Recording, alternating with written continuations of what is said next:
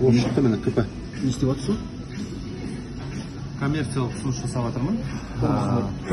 Маған хабарласқан клиенттерге бірден мен бағасын есептеп, яғни ChatGPT-мен бірден бағасын есептеп, қанша уақыт алатынын салып, және техникалық тапсырмаларды дауысында жазып, коммерциялық ұсыныс қылып, оны телефоныма жүктеп, бірден клиентке жіберемін. Мінекей менде коммерциялық ұсыныс дайын болды. Сонда егер қандай да бір Word болып оны деп қайнатыру керек болса да, осы ChatGPT-ге жүгінсе бола ма? Иә, әрине болады. Мен бірден Word түрінде жасадым.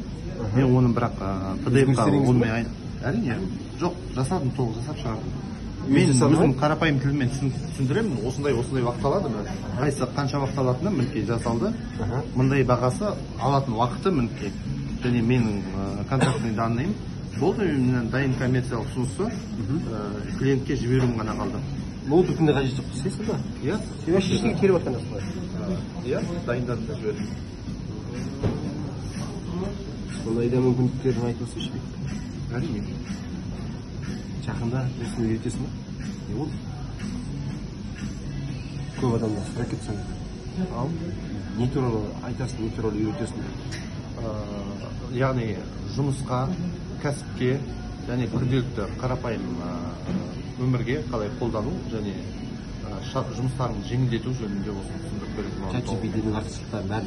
Иә. Жалпы жасанды интеллекті тек қана ChatGPT емес. Қанша жылдан бері айналысасың?